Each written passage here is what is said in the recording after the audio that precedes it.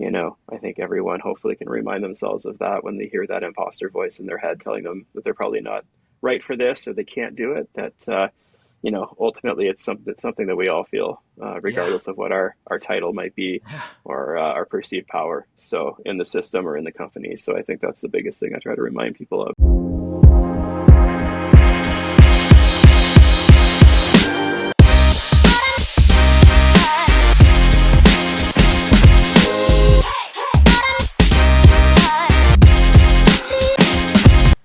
Welcome, scoundrels and sea dogs from the seven seas of tech, to your favorite podcast. This is your favorite podcast, right?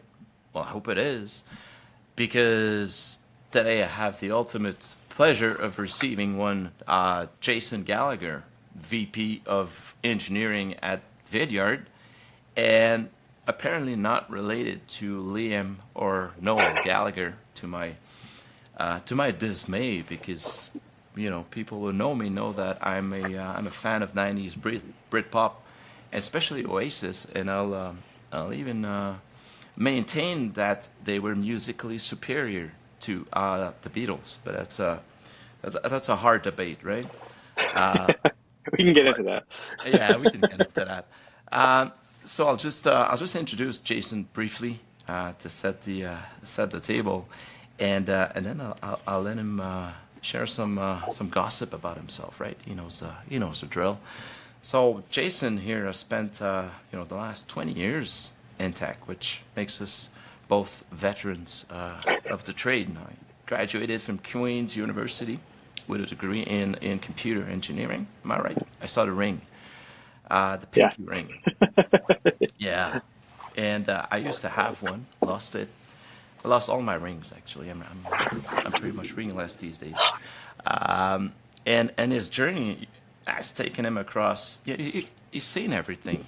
From startup to scrappy startups to larger enterprises, obviously, to the infamous rocket ship, startups that grow very very quickly, and sometimes you get the impression that you're on board a plane and you're building the plane as it's taken off, basically.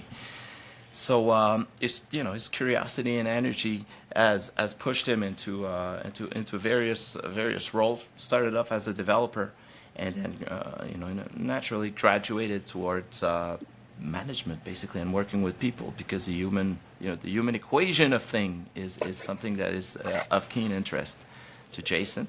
And as alluded before, he's currently VP of Engineering at Vidyard, a platform that I use myself. And so, floor is yours, man. I'd like to know something that very few people know about yourself.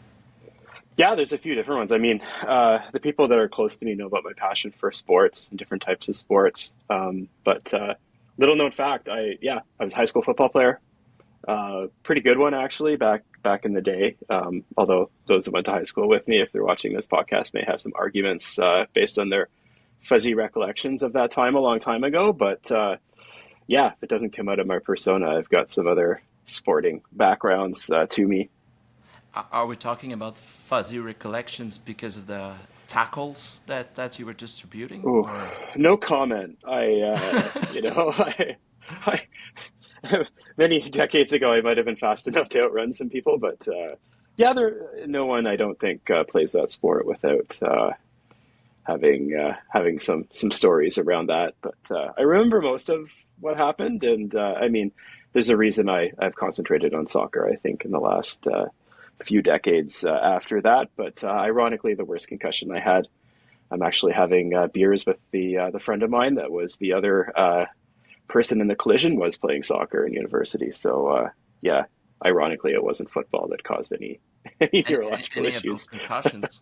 Because I think we're allowed about what's it, like 6 or 7. After 6 or 7, it's time to retire if you're a hockey player. And I think I read that somewhere. Oh, it depends. I mean, on the severity of each of those concussions. Yeah, But yeah. I think I've been asked that question, and I've sort of had other people talk to me and friends talk to me about this. But would I do it again, or knowing what we know now, 25 years on, would I do the same thing? And I probably wouldn't, but you know, maybe there's a lot of things we do while we're growing up that maybe if we had another take at it, we wouldn't do. But that's okay. I For sure. appreciated the experience, and there's a bigger theme here in terms of how much having experiences like that, whether competitive or otherwise, help kind of formulate people's personas professionally or personally when they're Yeah.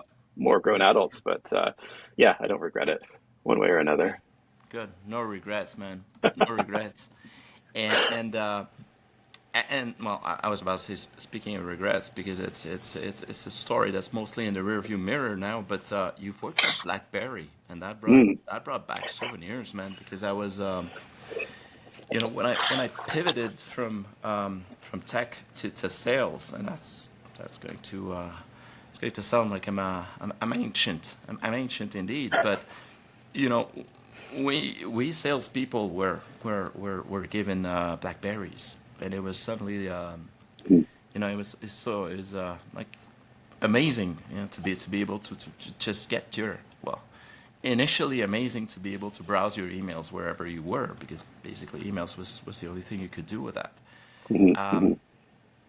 but then it became more of a liability than anything else. But how was it to work at Black? Because you worked in the heydays of it, right? Yeah, yeah. I joined in 2009, I believe. Yeah, And yeah, it was just right at the peak when I joined. I think the system I worked in was the App Store, so the App World system. The marketplace that drove all of the app ecosystem inside BlackBerry. And I'd worked for a long time in sort of their partner program in different startups that were making software for BlackBerry. So yeah, at its peak, and it's funny when I talk to folks and I talk about that experience, I have to remind everybody that there were I believe at peak 80 million subscribers inside the BlackBerry ecosystem. And I think I was talking to one of the product directors a little while ago, ex product directors in that system a little while ago, and he reminded me that at the peak in the App World system, we were running about 50 million monthly active users on that. And I think it's easy to forget the scale that it was at just to set the stage. But yeah, it was a lot of fun, actually. It was a big presence here in Ottawa. And this is before we all kind of went remote through COVID. So there were thousands of people working in offices here in Ottawa in different parts of the ecosystem. A lot of people that I worked with previously.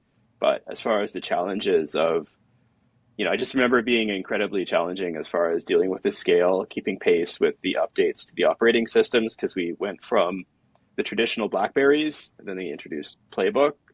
Playbook had a completely different stack that was based on Adobe and Flash. As far as delivering applications, we had to pivot to that while maintaining the previous software. And then after that, we introduced BB10 as the big swing, I guess, yeah, kind of around the threat from Apple, and everybody knows the yeah, story. yeah. I No haven't kidding. watched the movies or the miniseries, but Yeah, I think I will. It's been recommended to me. So for me, the memory is just working at that amazing scale. I think the biggest thing from an engineering standpoint is just things in smaller systems that you might regard as a corner case, as a bug or a small bug that might yeah, hit some tiny, tiny fractional percent of users. And you realize on 50 million MAUs, there's like thousands of people that are running into this like tiny little yeah, corner case. So I think from a yeah, quality standpoint, I just remember a lot of pressure around having to make sure things actually worked, and how not disproportionate, but how serious things would be. Just retraining yourself, something that's, oh, it's probably two people in our user base, to now suddenly like there's thousands of people in yeah, esoteric situations, and the amount of things that we'd find that turned out to be serious were pretty huge yeah, as well. But I just a lot of fun with the team, a lot of fun evolving, and yeah, it was a rather formative experience, I would say. yeah. No kidding. No kidding. And then it's 2009, so right at the time that, or right at the time that iPhone was Yeah. going to disrupt everything basically, Mhm. right? Yeah, it was interesting inside sort of perceiving that threat. I think, again, I haven't watched the movies and I don't know how they sort of treat this or the root Yeah, causes. I think there were a lot of system level factors related to how they were selling or what their channels were, sort of the constraints that were in the system. But I think that postmortem has been picked through quite a lot. But Yeah, I mean, we were really, really excited, just as geeks, when the iPhone came out. I remember really pushing to get, using Macs and other things within our development stack and other things, but and that didn't come about until BB10 was released. But anyway, yeah, I think um, we all really perceive and this is where we get into user experience, but just from a user experience standpoint, it went from a position that, BlackBerry had a truly unique and really effective user experience, and it was definitely a company that valued having a great institutional user experience in the software that we shipped, because I remember the constraints we had on us as application development teams, and also teams that were approving the apps that came into the system. We had really high expectations in terms of latency and in terms of like what the experience would be for a user. But it was obvious that Apple was taking a different tack to that sort of the Steve Jobs aura around like what that experience was going to be and what that ecosystem looked like, where they were driving things, and the brand cachet. It was like, whoa, like Yeah, yeah. we've got to fight now. So You got to yeah, fight in your hand. excited and Yeah. scared when that device first came out, and finding out, you know, um, which I think was a little before that, if I recall. But yeah, I think we were definitely, as they started to evolve their ecosystem, and we started to see obviously where their strategy was headed and where ours was headed, and and then definitely set the stage for some crucial decisions that ended where they ended, I think, on the BlackBerry side. So yeah, it was fascinating to be in there, a little bit scary and super exciting. Awesome. Awesome. And that tackles, so that covers, that falls into the category at least of the large enterprise. But you've also, you've worked with, startups and scale Yeah, ups especially, yeah. and you've got quite the track record basically scaling up Hmm, startups hmm, hmm. and bringing them to the next level. So I'd be curious to pick your brain regarding best practices, strategies, Yeah, tales from the trenches, lesson learned, in in yeah, in scaling up startups. yeah, yeah. I'm happy to, and it's sometimes hard to come up with a general case, and I think all too often folks in my position or folks that sort of work with companies are maybe too rigid in terms of what they see. I don't think there's one sequence or very strict rule book that always works out. It depends on a lot of different factors. But I think for me, the one thing I say to every company I talk to is just, I think it's Drucker. It's a Drucker quote, but it's just strategy or, culture eats strategy for breakfast. And I think, there's elements of that or angles to that, are super relevant to my approach, which is, whether you're running an NFL football team, or, to circle back, or Yeah, running a startup, there's no substitute for talent. right. And the challenge becomes, how do you attract that talent? How do you determine if you've got that talent? How do you know if your hiring practices and your processes are leading you towards that? What are your performance management practices? When we talk about culture, it's all of the behaviors that lead to the outcomes the company wants, not just, the things that are fun or the things we're doing around employee experience. It's all of these things. So I think, um, the thing I tend to focus on first, and the thing I found to be highest leverage, is focused on, do we have the right people in the right places? And, Yeah, and that touches a lot of different areas. And that's not to say that, I've had a lot of really, really tough decisions in my career around these types of topics that you never take lightly. So, um, and it's just making sure people are in a position to succeed. And I find that, um, the journey around building a culture at scale that's really truly effective actually starts years before you might hit that scale. And there's a okay. lot of things that a startup might run into, or decisions that might seem trivial, or hires that might seem fairly easy, that actually have massive, massive implications later. So I think the biggest thing is just focusing on the fact that, um, anyone can do process.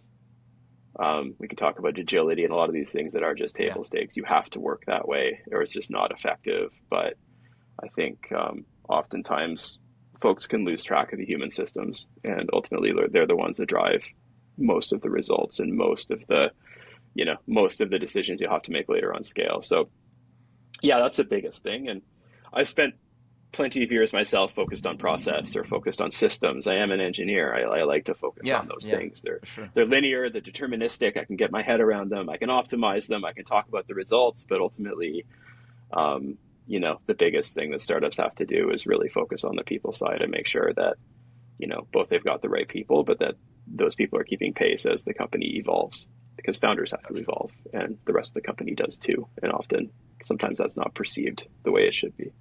Gotcha. Gotcha. And you touched upon attracting talent. So Mm. how do you go about attracting the right Yeah. kind of talent?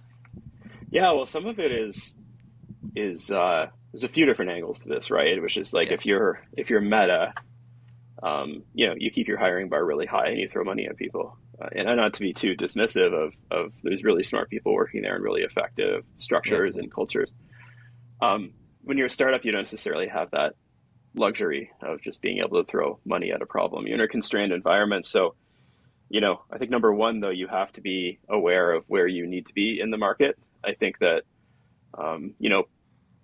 you can offset that sort of dollars and cents with like the quality of the vision, the clarity of thinking, the inspirational side of things. But if you over index in inspiring people to join because of your sheer force of will, then, that only lasts for a certain amount of time. People are pragmatic as well in terms of the compensation they want to receive and the rewards they want Yeah. to get. Yeah. So, I mean, that's the first thing, but it's also, being able to speak about these things around culture that I mentioned, just around, people aren't looking for, you know, again, you can push this envelope a little bit either way, but it's like people get too bored in a comfortable environment and they burn out in an environment that's too stressful Yeah. without No, you're right. control. Hmm. Um, and I talk about cultures that are in the middle, which is like clearly being able to articulate that, this is an environment where you'll have control, you'll have opportunity, and you'll also learn a ton, but it's not easy. It's incredibly Yeah. difficult. We're all going to be Gotcha. stressed. And I think being able to articulate this to people that really want that type of experience in their working life Yeah. is sort of something that's really been effective for me in terms of being able to pitch. And again, not pitch in a way where I'm just sort of evangelizing the culture or evangelizing, filling filling things up with too much energy under false pretenses potentially or just accidentally. It's sort of just saying, this is a challenge for all of us. This is a small startup, and as such, these are the resources we have. Yeah. This is our pragmatic plan, and this is why this is going to be potentially an excellent developmental opportunity. And Yeah. making sure that is clear, but not, like I say, over indexing in the inspirational side of it. That energy is required for people to, around mission and appealing to all these things people look at when they're selecting a company or a place to work. But how that's going to help them, where that's going to take them, and what that's going to look like for them. So ultimately, it's just trying to find that right narrative that attracts the right people. So Yeah. it's huge. Yeah. And I like how you describe providing the right amount of challenge. If Hmm. it's if you overwork people, or if it's just dishearteningly challenging, then they burn out. But if it's too easy, they get bored, right? Hmm. And Hmm. it brings to mind, like, it's similar with games. Like, I was my daughter's 5 years old, and we started playing I started way earlier than I should have, I guess, but she started playing she had a first run of Tony Hawk Pro Skater at 2 years old, but It's a classic. It's a yeah, classic. yeah, and now she's 5, and we're playing the new Mario Brother game, and she says, Hmm. "Dad, it's difficult, but it's a fun difficult, because we tried the previous one. I forgot the name of it. It was just too difficult." Hmm. Hmm. And she said, it's hard enough that we have to try again and again and again, but we know we're going to, there's a reward. We're going to succeed and get Hmm. get Hmm. in the flow, so to speak. And it's an illustration of that as well. If it's too easy, you get bored, and if it's too Yeah. difficult, you get discouraged, or you burn out in the case. Yeah. Yeah. No, totally. And I think, it's not, it can change day to day, week to week, project to Yeah. project. And that's why it's such a heavy load and such a huge responsibility for the managers in the system and the leaders in the system to be able to keep the conversation open with people. It's easy when you're sitting there playing video games together. You can sort of read people's body language. You can see when people are getting frustrated. Hey, we need to take a break now. We can do this tomorrow. Or, you know, and I think that's a huge part of, again, the leadership culture, even in the startup, where you can sort of help sort of identify when things are too much, when it's too little, when new challenges need to be identified. And I think, you know, it's such a huge thing is that, you know, people don't owe companies anything in a sense, right? And I think there's no obligation there where it's like, you know, the way I sort of phrase it with people sometimes is that, you know, we all are in an exchange of value. And, you know, you as an employee or a key member of the team are going to choose to walk this path with us for a certain amount of time. I hope it's a long time. Yeah. But ultimately, if you feel you're not learning anymore, if the environment isn't what you want to, you know, want to see, if the mission has deviated from what you thought it was, if you want to move on to take new opportunities based on the skills and the opportunities you've had here, then that's great. That is a conversation we need to have. And I think that's the other piece as well, which is sort of, you know, almost recasting this relationship. It's not so much founder and employee or, you know, leader and worker or anything like that. It's simply just, you know, how are we all working together and making sure people are given the best opportunities and the best structure to succeed they can. And ultimately that's the reward in and of itself. So if you can paint that picture, you know, and be very clear about the fact that, again, we're a startup. This is not a 5,000 person company with lots of resources that are working against like California salary bands for this level. Like we aren't, but, you know, and hopefully people that are aware of kind of the context and aware of the challenge in a startup have sort of self-qualified them into that challenge already to say, you know, going to be fairly compensated. We're going to be as transparent as we can with this. But here are the challenges, here are the opportunities, here are the levers you'll have, which are maybe different. You can really have a resilient relationship while the people are in the company and after they've been hired. And it's not something where anybody feels there's been false pretenses or false promises or, you know, again, they're walking into something that they won't get any value out of. So yeah, it's about the give and take and about this relationship and about setting up this type of constructive relationship and culture early. And ultimately, if you could do that, you know, it's a massive level up as you get into scale. You know, but again, maybe not obvious at early days that that's important. Right. And I like how you bring up the fact, or you highlight the fact that it's an exchange of value, and it starts with the you know, one of the key thing I tell candidates is that it starts with the interview process. The interview process is a sales process, but it's a bilateral one, right? Because you are selling your skill set to the company, but the company is selling the opportunity to you, and it has to make sense both ways, right? So it's not. And it's that piece of advice is especially helpful for, you know, more junior resources that are getting started, that, you know, don't have that many interviews under their belt, and they get like very stressed about it and anxious, some of them at least. And it's not just you're not definitely not out there, you know, begging for a job. It really is a negotiation, and you have something of value to offer. The company hopefully has something of value to offer, and you're coming to an agreement, hopefully, you know? Or not, but it's the way to see it. And once you reframe it in that, you know, that light, it becomes much less of an anxiety-ridden process. That, you know, it becomes more natural, I think. Yeah, and I think that approach has even evolved over time. I'm hearing far more comments in terms of, you know, folks that I've hired or folks that I've seen or friends that I have or folks that I've mentored or coached around, you know, much more of a focus on mission, much more of a focus on what they're looking for, what that exchange of value is. You know, I can remember myself when I started my career, I was just happy to be here. Whether that was good or bad, I had some great experiences and I was fortunate to work with some great companies kind of without a doubt all the way through.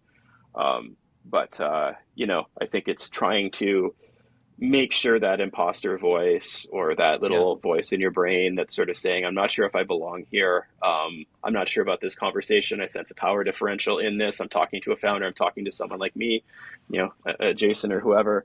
that's doing the hiring, that people have a lot more agency and sort Yeah. of understanding of this now than I think they ever have, and I think that's Yeah. ultimately a good thing. Much as it makes life maybe more difficult for companies or others, Yeah. honestly, I think it's a good thing.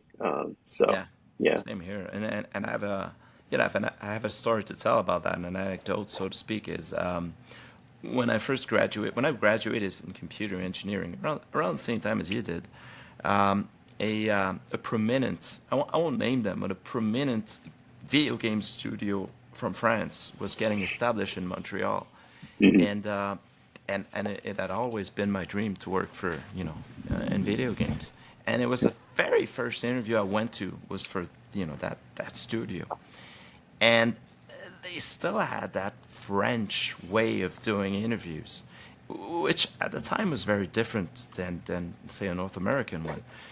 It was very much the trial under pressure, baptism by fire kind of approach. And so I got there on time, dressed with tie and suit, and they had me wait for 45 minutes in a closed room.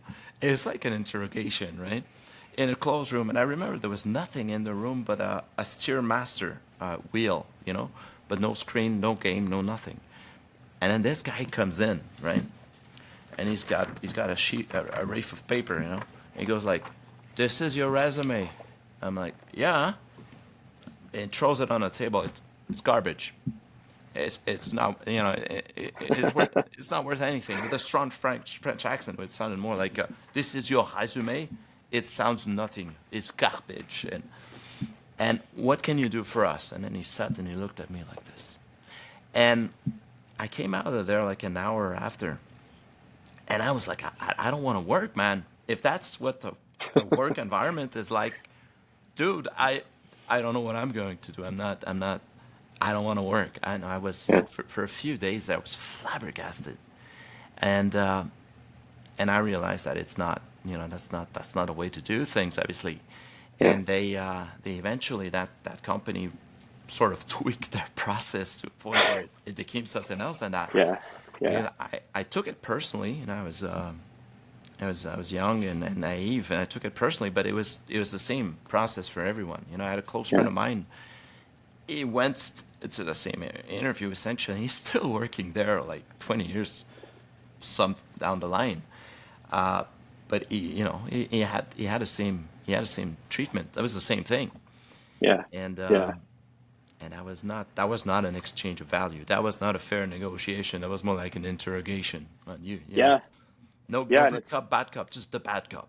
yeah, and I think it's important for companies to sort of understand their processes with intent around how they're doing this, especially startups, because it's sort of, especially in very, very early days, you're trying to pick up whoever will join you on the journey, as I've said before, this long road, Yeah, and there may not be repeatability or structure depending on how it's been set up around how are you speaking to candidates, what that looks like. Is it your instinct? Is how you sort of, you yourself want to conduct those interviews? And I think, what I've found is that even though I think in an interview process, we can talk about whether you want false positives or false negatives and which yeah, ones cost you more later around that. But, there's otherwise the notion of bias, right? And the number of good candidates across a number of, and it depends on the system, but it's like, think of all the people, if you're running a process like that just won't continue in the process, who would be otherwise amazing, yeah, amazing folks, and maybe don't, because yeah, when I think about processes like that, and I think about people that conduct interviews that way, I think yeah, about what's going on in terms of the conception of an ideal candidate that's causing them to ask those questions that way. And I would argue that it's actually a pretty narrow definition, that's yeah, probably, not very diverse, not very interesting, and missing out on a whole lot of people that are probably really awesome for this industry, yeah, or your company, or as a partner in what you're trying to do, that you're probably missing out. And I think yeah, that's the other thing too, is again, to put it a different way, like, and I've seen this described a few times, it's just like, people asking questions of themselves, would I have a beer with this person? yeah, And my view is, like, much as I love sitting down and having beers with people, and I talk all the time, I think there's a lot of people that could confirm that. Um, as a hiring manager and the person is leading the team, I yeah, don't give a crap. can they fit within the team? Can they communicate well? Can they do their work earnestly? Can they be partners? Can they be owners? Autonomous owners of responsibility and really, people that add value, or are they people that we think we want to generate a social club with? And I'm not trying to build a social club, much as that's interesting to me. We're trying to build a team that actually wins. And I think this is the important thing as well. And it all ties back to, again, as you say, patterns in how people interview and biases in how they interview and the approaches they take actually have massive consequences to the team and what they're building. So, especially technical people. So, I had a candidate once go through a very, very lengthy, interview process. Successfully, because it was it was a startup. They were looking for very specific skill sets, and somebody that, and I know she was still is an amazing developer, software engineer. And the last step was just a formality. It was just talking with the partners, or which was like 15 minutes, and it should have been just a. There was no way she would have bombed this, right? No way. I was already counting my commissions, but don't count your eggs before they hatch. One of the partners said casually, he said, "I'm someone who fires quickly," and that sank the ship right there. She came out of the process. She had a job, she didn't take it. She said, "I don't want to work for someone for whom." Who says something like that in an interview? What's the added value of saying you fire quickly? She said, "I'm not afraid he'll fire me because, I'm a darn good developer," and she is. But it's just not a kind of human being I want to work with or for in any way, shape, or form. And I said, "I understand. I mean, I'm not going to try and change your mind. I would have done the same thing, But then I spoke with the talent acquisition team there, and I said, you need to have a word with that partner, because it's going to bomb and discourage and turn off, rightfully so, quite a few candidates. At least the kind of candidates that I'm going to round up for you guys are authentic people with I don't know. I was careful phrasing it, but you do have to talk to that partner of yours, right? It was I don't know, man. It was a very business-driven mindset, but it's not. It's just incompatible with, at least with the kind of candidates that I work with. Yeah, and again, it's just, even as a startup, even in tech, in engineering organizations, do you want a culture that's based on fear, whether intentional or non-intentional, or do you want one that's based on challenge, of support, of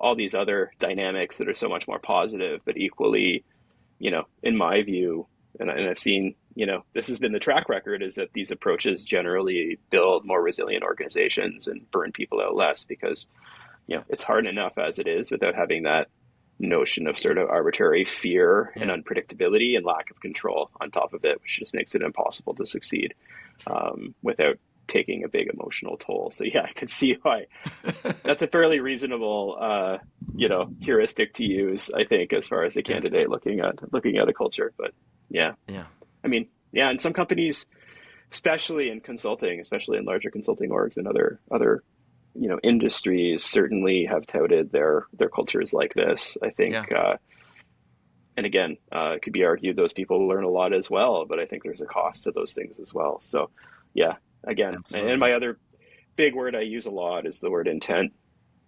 Does the culture have intent? Are people acting from intent? Is this something the company is trying to cultivate with intent, or is this just something that we've slid into that we're accidentally doing or that we're not aware of? And I think, that's the other thing as well, is just make sure, again, to your point, is the partner acting with intent, or was that grandstanding in a meeting?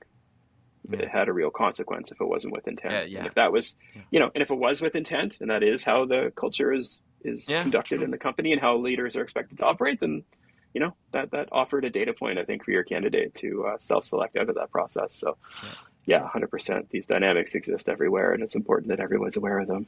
So full disclosure, I don't work with them anymore. So that's there are a few things like that I can't tolerate. And I don't work with them anymore.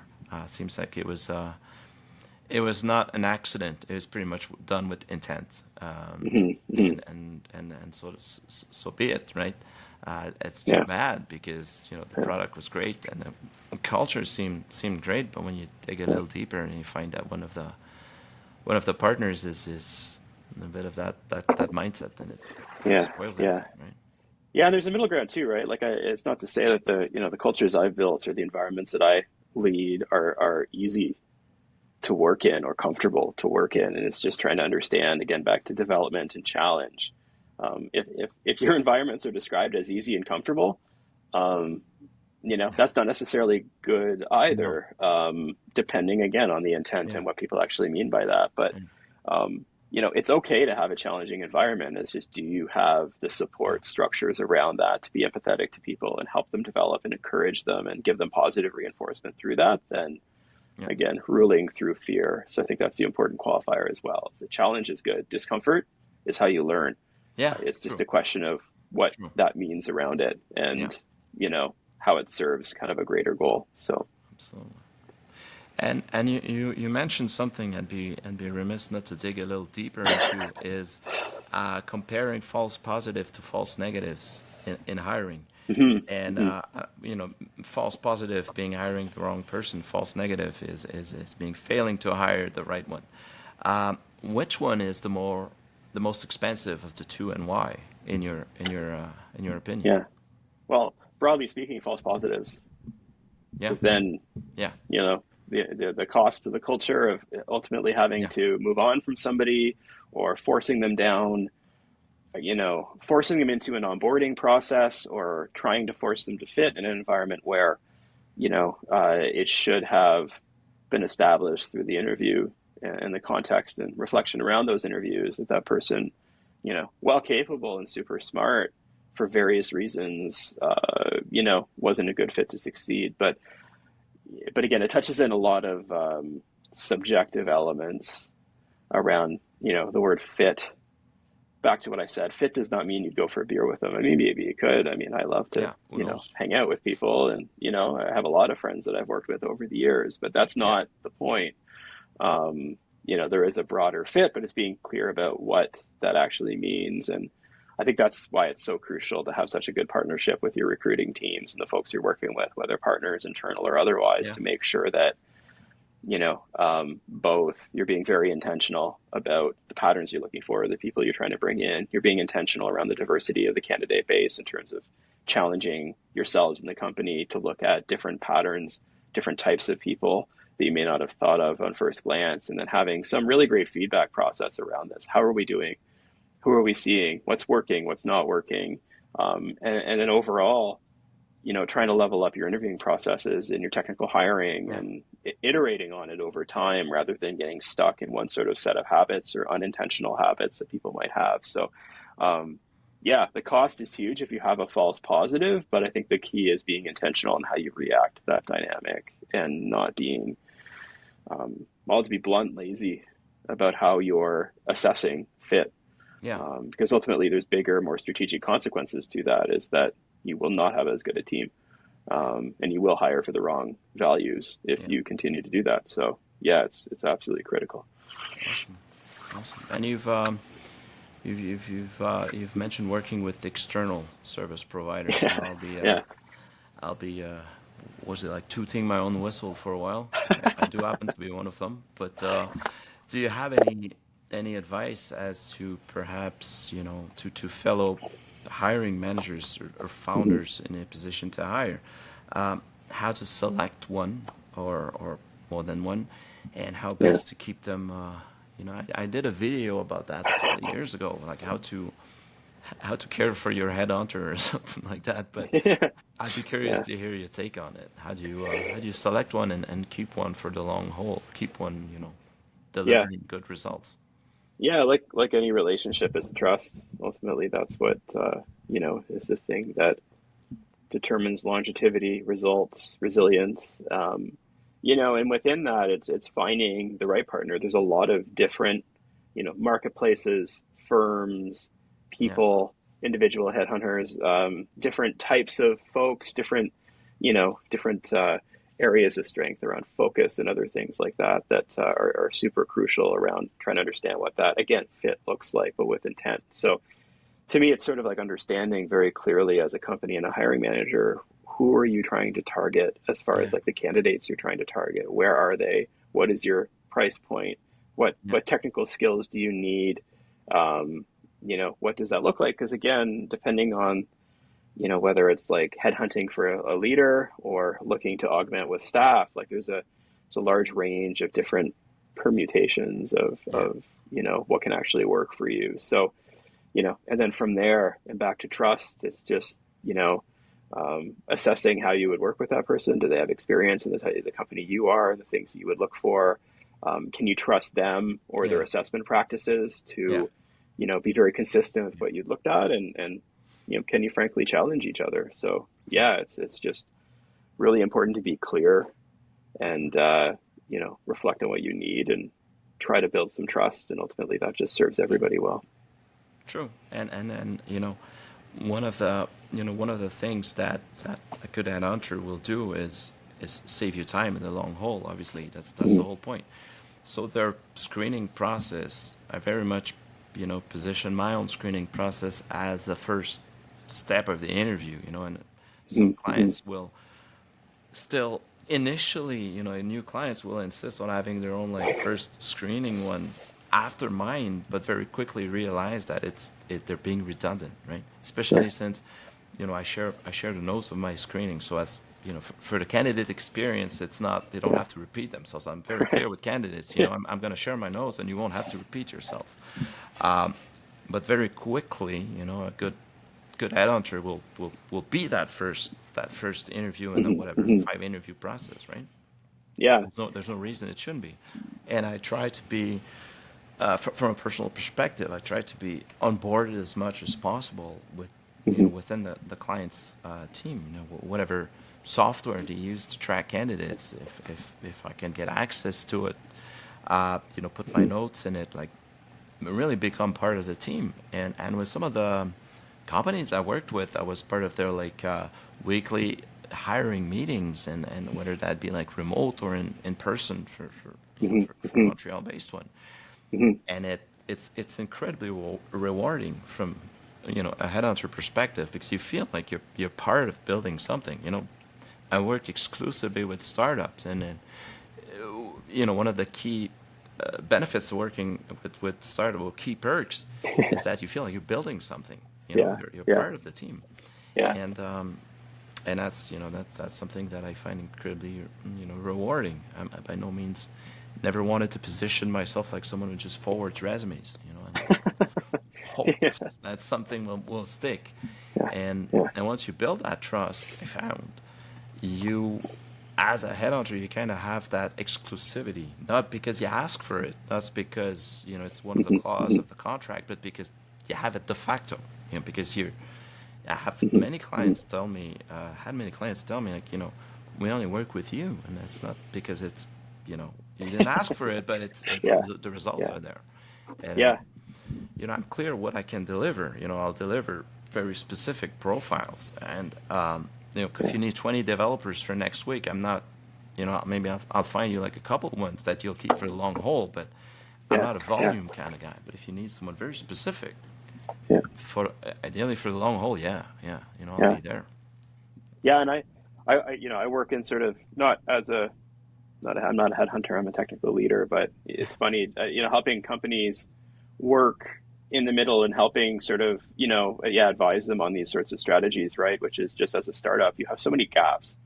You're just trying to fill those gaps, and you engage, you have to have that trust to be able to fill the gaps on your team, be able to treat people as team extensions. And, whether again, you're trying to scale, you're trying to find leaders, you're trying to, like, there's all sorts of problems all the time that you're trying to solve. And if you can find people that, again, you can embed within your team and treat like a teammate rather than some sort of arm's length relationship, it's just massive. Relationships drive everything, and I think it's massive. And yeah, it's a huge sort of thing, and helping founders navigate that sort of set of relationships, and Yeah, again, who they can rely on, because the penalty to relying on the wrong people is so huge. That's why yeah, True. The trust is so massive in terms of just making sure, because the consequences to the business, again, back to false positives, can be, can be very impactful. Yeah. And it's not obvious right away. It's obvious later. Yeah. So That's the tricky thing, is that it's sort of it has huge impacts, but they're not always immediate. So you don't notice until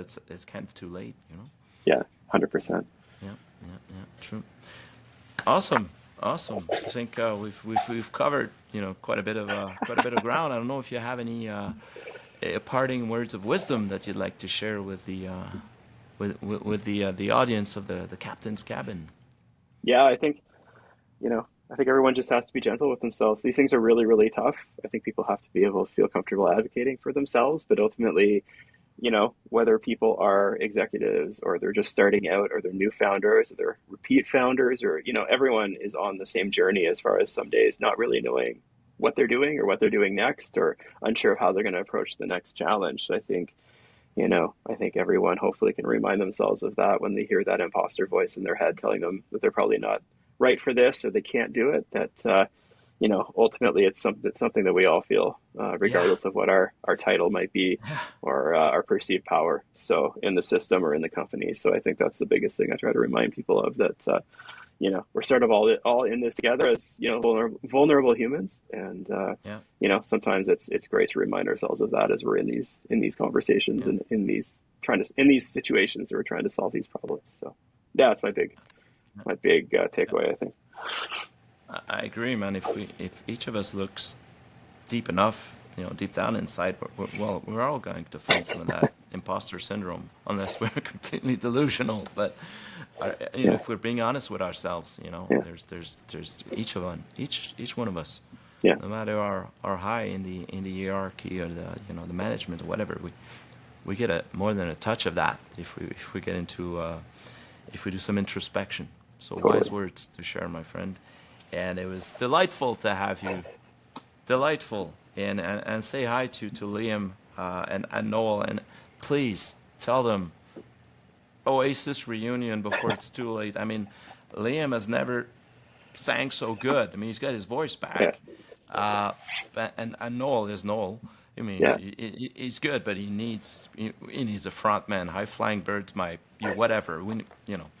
And Liam can't write anything, so they need to get back to. Oh no, wait, they're not your brothers. Sorry. I could say I could go talk to them, but we're still all fighting right now. So